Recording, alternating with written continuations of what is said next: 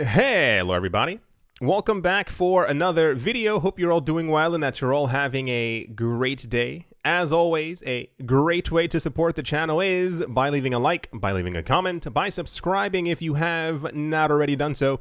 A very big thank you to whoever you are. I'm not really sure exactly who this is. I minted an NFT yesterday and it was sold in 2.5 minutes. Not a fake 2.5 minutes, like it was actually just completely gone. I thought there was an error. No, thank you very much, whoever you are. Next NFT drop is happening in about a good hour or so after this video ends up being posted. For those of you who are interested, there is a link in the description below.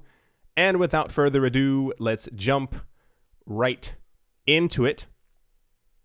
At the moment, the cryptocurrency market is looking very weird. Once again, this is nothing new. This is how the news has been for the last 3 or 4 months or so.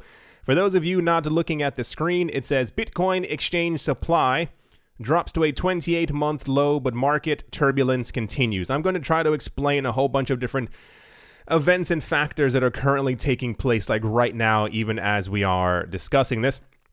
It says the month of September of this year has been full of turbulence and volatility for Bitcoin investors. The Bitcoin price has been on a continuous downtrend and has corrected more than 15% since the beginning of this month. Do you remember at the beginning of September, there was an article that I went over. I feel like I'm once again, I think I just have the sound too high. Yeah, there we go. There was an article that I was going over, actually multiple articles. It is believed that September is historically, so they say, a red month for Bitcoin. I'm not sure why. It could have something to do with the charts, the technical analysis, the way that people feel about September. Years ago, the reasoning for this was that people were just coming back from holiday. They were just coming back from vacation. And therefore, they were more inclined to sell off their coins as they realized how much they were spending over the summer. That, I'm not joking. That was the idea in 2016 and 2017.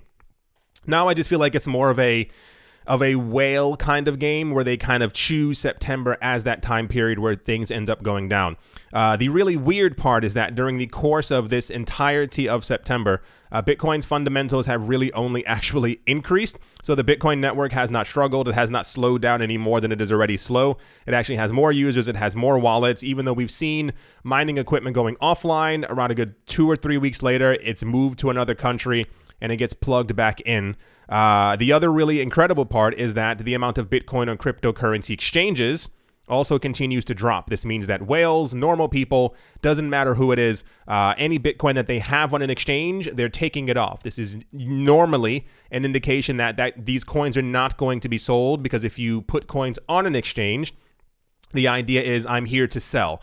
So if they're not on the exchange at all, this means that people are holding it for the long term, and this is what we've seen for Bitcoin and for Ethereum and for many other coins, even during the downtrend in price. Unsurprising as well. I told you this was going to happen. Not that I'm an oracle by any means. It's more of a logically. Of course, this was going to take place. It says institutional investors bought the dip on the back of China's latest FUD. I'm still shocked that people are falling for this. Something else recently came out like a couple of hours ago, which we're also going to go over. Yeah, a lot of people sold. A lot of people still don't understand that they do this every single year, normally twice a year, to get people out of the markets. There were a lot of posts on Instagram where people were posting, speculation, of course, that they try to crash the market as much as they can so that they can actually end up buying more, which seems completely believable. But yeah, as markets fell, or I think over the course of the last 7 days, we've seen institutional investors and or institutional wallets and or whale wallets with the largest amount of Bitcoin inside of them, really start buying up, because this happens all the time. I think any negative news that we get at any point right now is simply meant to lower the price for rich people. At least in my eyes. Once again, I've been in this space for a while. These patterns continue to arise. It's kind of the same exact thing with India. For those of you who haven't been here the last couple of years, since the end of 2017, India has stated that they hate Bitcoin. Can't stand it. We don't like it. It needs to go away, etc., etc. Then ban it. If you don't like it and you want it to go away and you feel that it's a threat, or you don't like it for your economy, ban it. Make sure that it is no longer, any type of an option for your citizens. But they've never done that, and they're not going to do that. But they keep releasing news that makes people panic and start selling off some of their coins. So kind of the same exact thing with this country right here. It says Bitcoin and Ethereum recovery stalls, altcoin struggle. That's a bit of a, I feel like people write these articles simply because they open up the prices, they go, oh, it's red. Okay, well, things are clearly struggling, without actually going a bit deeper into why this is going to happen. To not be left out at all, because this keeps happening as well. It says Bitcoin breaking new highs in Q4 will temporarily turn alts to dust. While September is normally a red month, October, November, and December, especially during a bull run, which we are still currently in as Bitcoin has not collapsed to $2,000 once again, are historically very good months for the cryptocurrency market. This has been stated by many different analysts, many different people from JP Morgan Chase, from Bloomberg, from blah, blah, blah, blah, you name it. They all believe, whether this is going to be true or not, historically we have seen yes, that Q4, which we are currently entering, the last 3 months of the year, usually cause Bitcoin to completely outperform the altcoins, which outperform Bitcoin over the earlier course of the year. And that's just kind of the idea. This news keeps leaking in every single day as time moves forward. Bitcoin forms bullish pattern, why Bitcoin could rally above 45,000, etc., etc. Here's the actual reason why, at the moment, right now, I think people are selling off, why the market, I think Bitcoin is currently down by 2 or 3%. You can see the actual dip as it happens, as this news was released. It says Chinese crackdown on crypto intensifies. Over 10,000 mining rigs confiscated in Inner Mongolia. Once again, they have announced that all crypto is basically illegal. I think all crypto transactions, and I guess that is also being extended to cryptocurrency mining activities as well. We have no proper word on that, but as we know right now, it's simply transactions back and forth. Anything crypto within China is now illegal for the 5th time in the last couple of years. So the news that they have continued their crackdown, if you will, to find people who are mining Bitcoin and therefore telling them to turn off their machines. Bitcoin's hash rate drops a little tiny bit, as China has historically held a huge fraction of the machine power to create Bitcoin. I guess maybe this scared people as well. Not really sure.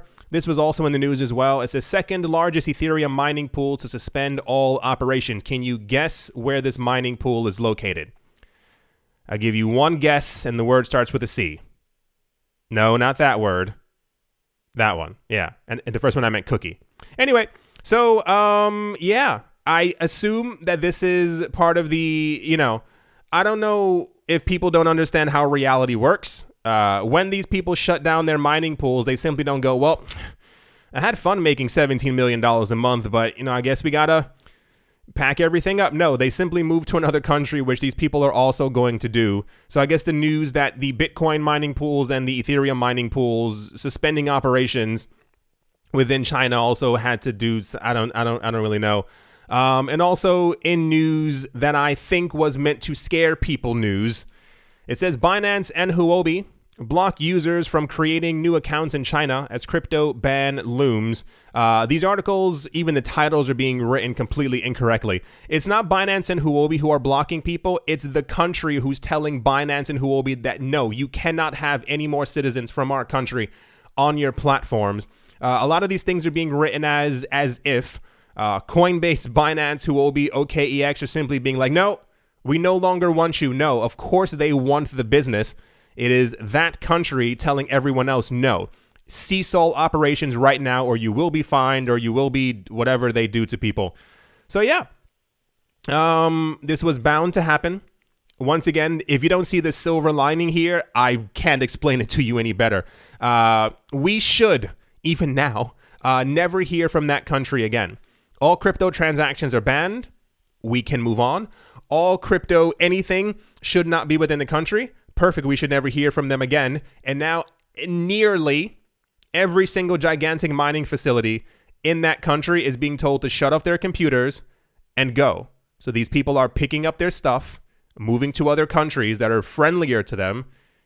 So, So anyway, yeah, that seems to be the reason why prices are down by 2 or 3%. Not exactly sure, but anyway, That's all the price news. It was a lot of stuff going on today. Usually we have like 1 or 2 articles, but this was like an entire cascade of things.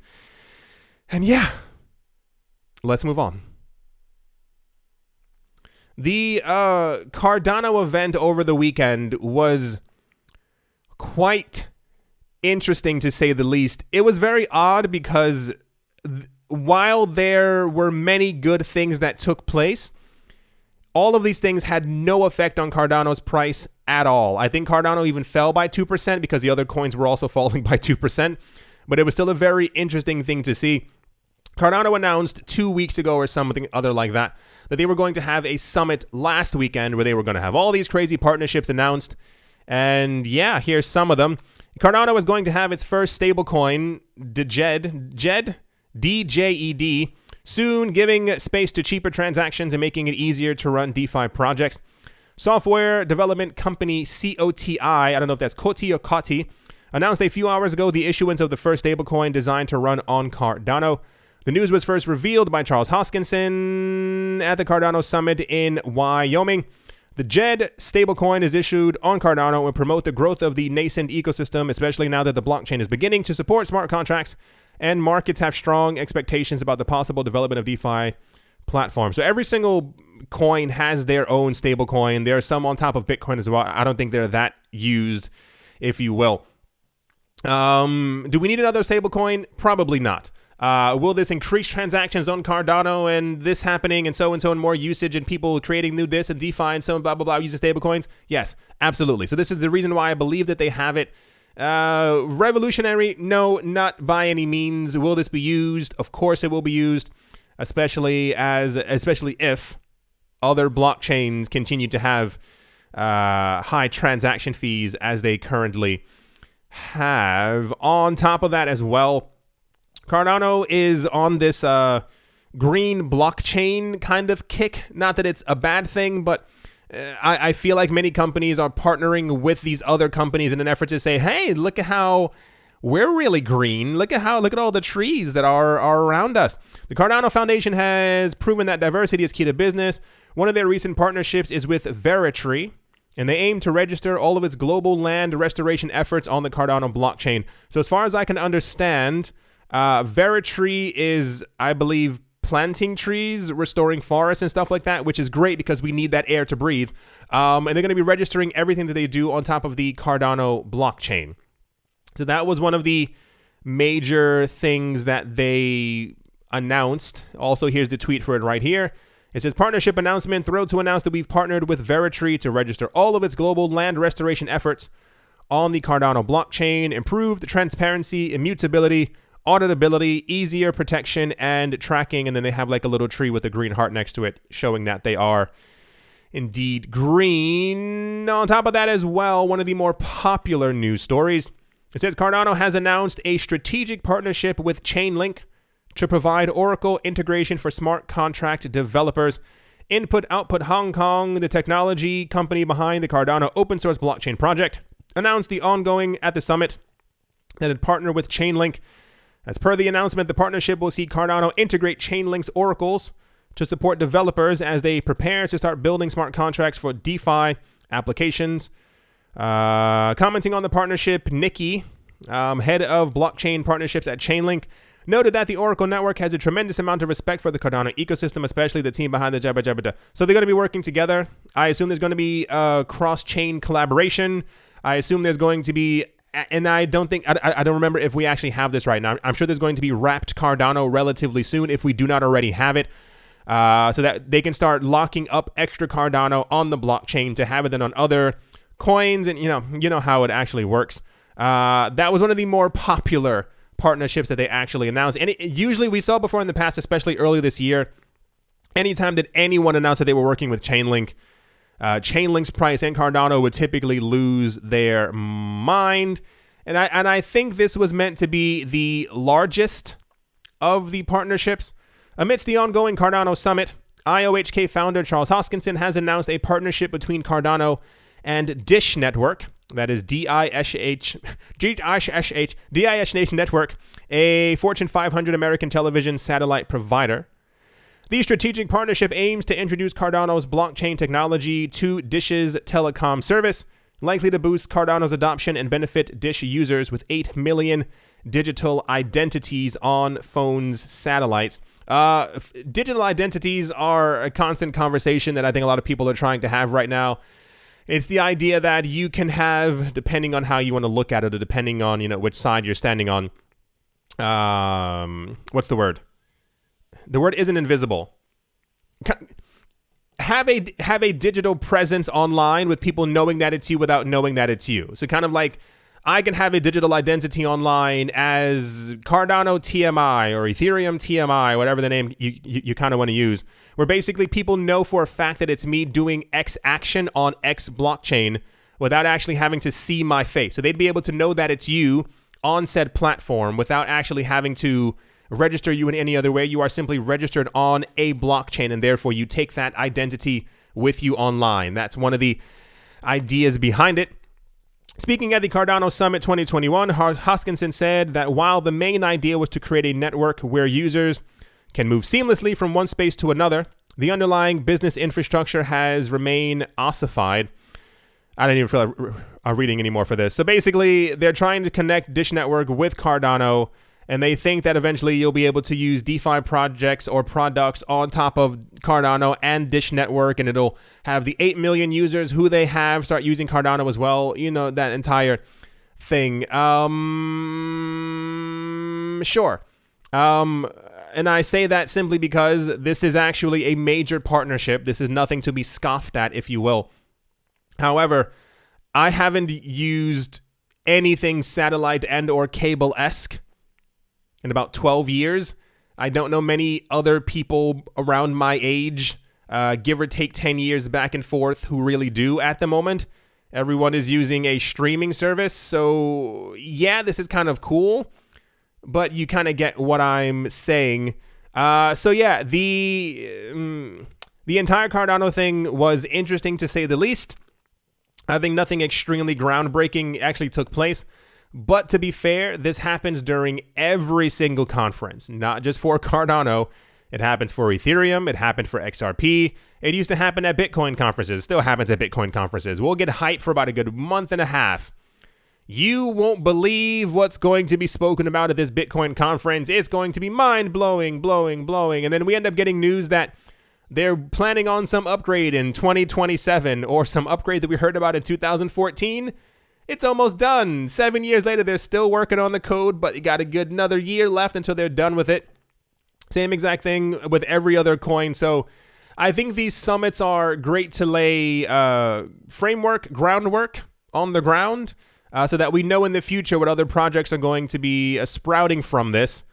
And I assume the one with Chainlink will be quite fruitful as time goes on and as Chainlink still becomes very popular. But yeah, the Cardano price did absolutely nothing, which is great, which is absolutely great, actually. That's also very good, because a lot of times we get this ridiculous sell the news kind of thing where people end up selling off their coins. They go, well, the news was released, so I can sell my coin, and then they end up rushing to try and get back into the market as prices continue going up higher. What's this one? And also on top of this as well, this is just to be expected.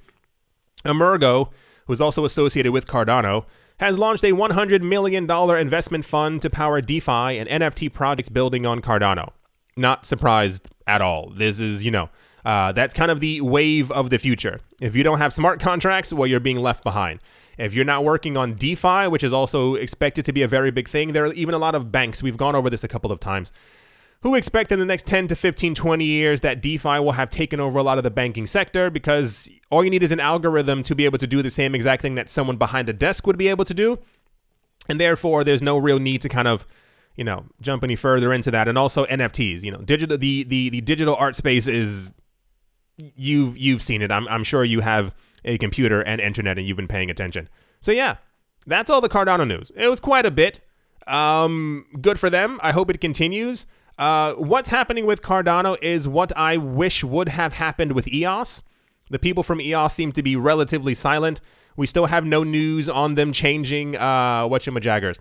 Their social media platform called Voice, which was also supposed to be changed into, I think, a DeFi NFT platform as well. We got that news about 5 months ago. And they've done nothing else since. So, yeah, good job, Cardano. Good job, Cardano team. I don't know them, but I tip my digital hat to you. And yeah, let's move on. Also in the news, and I don't even have to really read through this one. For those of you not looking at the screen, it says we are on the finish line. This was said by Vitalik Buterin about Ethereum. His idea is that, and I'll even scroll down just in case you want to kind of see it. He basically said that since we've had EIP 1559, which is the major upgrade that we had, which initiated the coin burn and laid the foundation, like the actual literal foundation for many other upgrades. He said all that's left is to kind of activate these things and to implement them. We are at least, I think at the time, around 2 months away, give or take, two months and some change, away from what is supposed to be the Ice Age on the Ethereum blockchain, which is to decentivize other people from staying on the old chain and to moving over to the completely proof of stake system. And also the, increase in transactions per second and all the other things that are supposed to be coming with this. But yeah, the entire idea, according to Vitalik, is that we are almost there. We are almost at the finish line. Nothing is really holding us back from really getting to that point, I assume, except for audits and making sure that things are actually in running order, because there have been blockchains in the past. I mean, this is like 2017, 2018. These projects no longer really exist, where they announced, we're going to have an upgrade in August. And by May, they had finished the code, or so they said. They activated said upgrade, and then the entire blockchain didn't really work. There were lags, and there were 51% attacks and stuff like that. So you can't really do that with Ethereum. You have to make sure that this works out. You have to test this at least 45 times. Ethereum is a multi-billion-dollar blockchain. If they release something that has any bugs, any slowdowns, any whatever word you kind of want to use, and all those institutional investors end up losing billions of dollars, well, then bye-bye Ethereum. So they got to make sure that it's right. Yeah. He said we are on the finish line to the march. I think the most important thing right now is that EIP 1559 is behind us. Like, there is basically nothing else that is right in front of us that lots of people are putting their souls into and focusing on. So, I still believe that it'll take until at least next summer to have Ethereum 2.0 fully active, but I think the time frame that we got a couple of months ago was like January or something like that. I'm not that optimistic when it comes to that. I'd rather them take their time because, it's already taken 45 years, so, And to finish things off, in news that I think was supposed to be news, but not one person paid attention to it, authorities in Indonesia do not intend to follow China's example of imposing an outright ban on cryptocurrencies, a government official has said, noting that the country will limit itself to ensuring that they are not used in illegal activities. The statement comes after local crypto exchanges registered a serious increase in turnover. A serious increase in turnover this year. I assume that the crypto exchanges made a lot of money, but why use the word serious increase? It sounds like something serious has actually taken place. The Indonesian government will not follow in the footsteps of China, which has confirmed a ban on all crypto transactions. The country's Minister of Trade, Muhammad Lutfi, emphasized in comments to local media. The official said, however, that the government is looking into how to make them less prone to being used in illegal... Sure, why not? He said, we won't prohibit it, but we will tighten the regulation. Sure, why not? Go for it. Hope you have fun.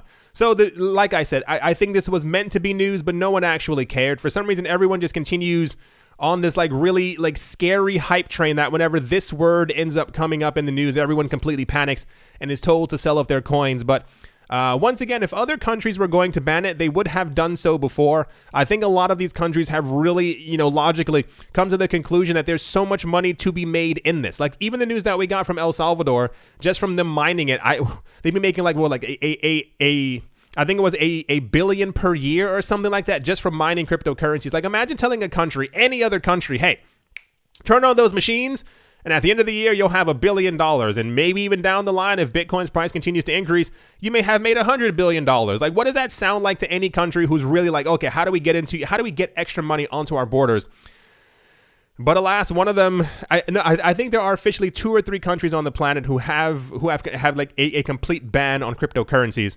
But that's neither here nor there. So cool. Indonesia's not going to ban it, but they will be something with transactions. Good luck. You know, these are these chains you cannot control. You can try to make sure that you control cryptocurrency exchanges where coins may go in and out, but people are still using Bitcoin amongst themselves, and you can't really stop that. Like, there's no actual way to stop it. Like, you can ban it and prohibit it, but people would still be using these services. Not sure if anyone understands exactly what I'm saying. Anyway, cool. Yeah, woo, no ban. Can't believe it. Woo, woo, woo, woo, woo, woo, woo. All right, let's move on. As always, a very special thank you to my Patreon supporters. Professor Wally from Gunbot University. And let's move on. Chris, Hakeem Wilkins, Empire Queen, Stake It with Valor, Fudd, Wiser, Mortified, Roman, Gaba, Bitcoin, Ben Arachno, Dave, Tony Ambroski, The Dealer's Den, Red Plum Tomato, Umnu, Wish Nikki, Letter M, Stephen Dirks, Not Brain, Captain Something in the Z-Way, Lay Crypto, Black Sheep, AJ Cut 5, Speedy 655, and Carlos was like, is today Friday? No. Wow, I'm way off. It's Tuesday. What in the actual world made me, and I sat here excited. I was like, whoa, it's Friday again. It's not even Wednesday. VB Nerd 21, sorry for the false alarm. VB Nerd 21, Miguel Grolay, Lauren De Silva quoted Biddy, Barebones Mining, Troy Allgood, Space Case, Need a Miracle, Paternoster, Conan Don't Skip Leg Day, Snacky Chan, Tolik Banana, Auspicious Agile, and Blockchain Navarro Williams, Friday. David James, Attila the Han, Yasha Harari, Utopia 569, Moonman High, XRP, Martin, Stoyo, Nostromo, John Sarson, The Animal Reader, Ebibliophobia, Todd Mullis, Adam Graysick, Mo Hermeroni, Master Vengeance in Thailand, Jared Schneider, Wise Knight, Owl, 242 to the World, Bankroll Network, Crypto Artist, Cold E3D, Damien, Setsuna, Richie Rich III, Vlad the Impaler, Paxis, Nick, Manji Alavori, Jim Gardner, Jemmy Fox, Minting Coins, Miller Hitch Test Every Day, and Kyle Skips Leg Day. Yes to Crypto, Bodie McBoatface, Anytime Fitness, Monk's Corner Staff, Bake Me a Cake, Tigara Macho Nisa, On Crypto with Lionel, Crayla Michelle, URL, and Bolero Bastos. Thank you all very, very much for your support. Thank you to every other Patreon member out there as well. I keep seeing new Patreon members. I thank you. Thank you very much. Explicitly from me to you, I thank you for every bit of love that you've given me. I don't know what other word to use there. I should have said support, but love came out first. Thank you to everyone who is a member of the channel, who clicked the little join button below. Thank you to everyone who has liked, commented, who's still here, listening to me ramble on as I continue rambling, because that's just basically what I do. At the moment, Bitcoin is currently at $42,184. It is down by 3.5%. Here's the drop right here. Bam, bam, bam, bam, bam. That happened as that mining equipment news was released. We'll see what happens as the day ends up going on. It's always this way in the cryptocurrency space. Luckily, Elon Musk hasn't sneezed in a while. You know, that was also a huge fiasco that we had going on. I think a couple of coins are up at the moment. Filecoin is up by 0.66. It's something. I mean, it's better than being completely red. OKB is up by 6.4%. Phantom is up by 11%. Good job, Phantom. No idea what you do, but keep phantoming. Yeah, I do hope you all enjoyed. I do hope that you all are having a great day, a great morning, a great afternoon, a great evening, wherever you are, wherever you might be. I do hope that it is absolutely fantastic. Hope you enjoy your Tuesday. I know I'm going to. Anyway, thank you all once again for watching and or listening. And I will most certainly be talking to you all soon. See you.